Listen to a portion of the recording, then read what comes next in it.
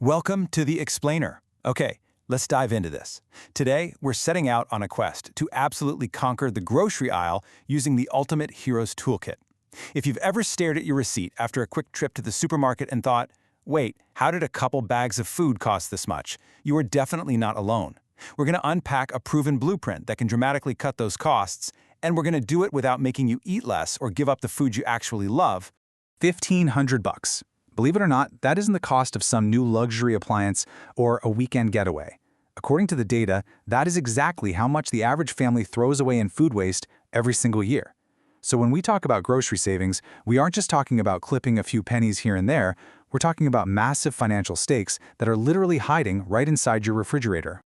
All right, part one, the grocery budget buster. Let's look at the invisible traps just waiting for you every time you walk through those sliding automatic doors. To anchor our discussion, we kind of need a baseline. The average American family spends over $400 a month just on groceries. And honestly, for a lot of folks, that number is actually much higher. It's one of the biggest expenses for most families, but thankfully that also makes it one of the easiest areas to accidentally overspend in, which is actually good news. It means it's one of the easiest areas to pull back on and generate some immediate savings. Now this brilliantly illustrates a blunder we can all relate to. Have you ever gone shopping hungry? We've all done it. But studies actually show that when you walk into a grocery store with an empty stomach, your spending spikes by 17% purely from impulse buys. Your brain just wants calories, and it wants them right now, throwing your entire budget completely out the window. Let's shift to section 2, the meal planning master key. Because if you take away just one concept from this entire explainer today, it absolutely needs to be this. Meal planning is the ultimate master key to unlocking massive, consistent grocery savings. Now what's really interesting here is the sheer certainty of that statement.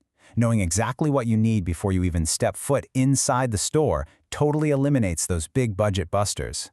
It stops you from throwing whatever looks good on an end cap into your cart, and it stops you from buying duplicate ingredients you already have sitting in your pantry at home. So the crucial point is that families who consistently meal plan report keeping a baseline of $100 to $300 in their pockets every single month. Why? Well, because you stop buying those duplicates you forgot you had, and you completely eliminate those desperate, super expensive midweek runs to the store to figure out what's for dinner. These families aren't extreme couponing all day. They're just going to the store with a specific predetermined mission. That is well over $100 saved just by having a game plan.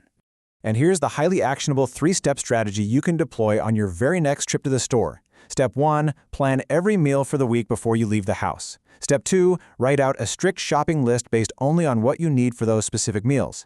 And step 3, this is the absolute most important one. If it's not on the list, it does not go in the cart. Stick to the list and you win. Moving on to part 3, smarter shopping habits.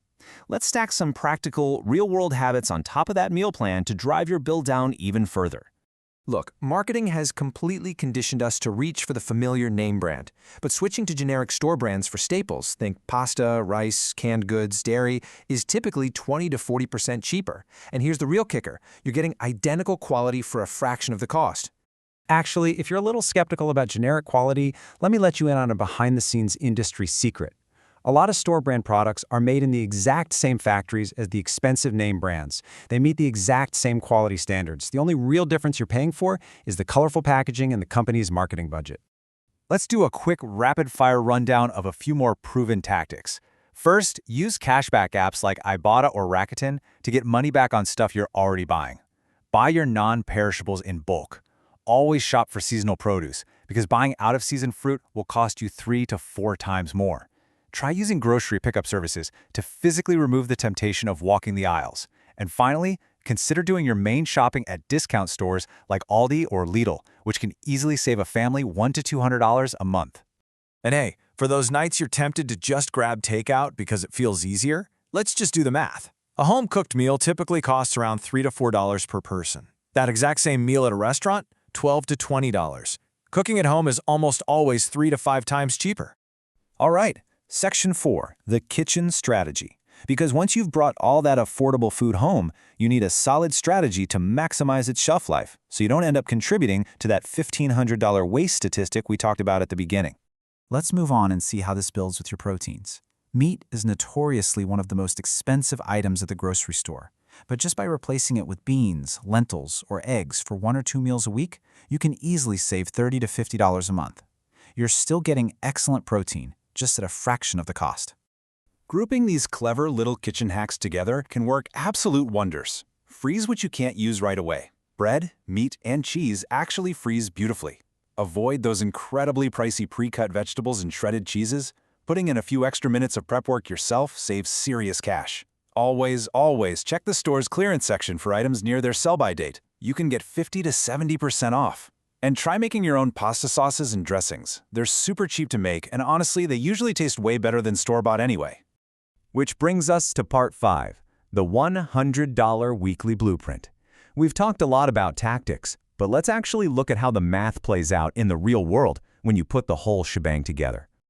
Here is a precise, mathematically proven sample budget straight from our source. This is exactly how a family of 4 can eat wonderfully on just $100 a week. You've got $30 on proteins like chicken, eggs, and beans, $25 on seasonal veggies and fruits, $15 on grains and pasta, $15 on dairy, and $15 for snacks and extras. By relying on your meal planning master key and mixing in those store brands, this incredible bottom line is entirely achievable. So, to summarize the massive annual payoff here, by implementing just 5 or 6 of the strategies we've explored today, starting with that meal planning master key, a family spending $400 a month can realistically keep an extra $1,200 to $2,400 in their bank account this year. That is literal, life-changing money, just from shopping a little smarter. As we wrap up this explainer, just remember that saving money on groceries definitely does not mean eating poorly or feeling deprived. It just means being intentional. Try starting with just 3 or 4 of these habits on your very next trip. And now, I really want to hear from you. What is your absolute best grocery saving tip? Drop it in the comments below to keep the learning going. Thanks so much for joining me on the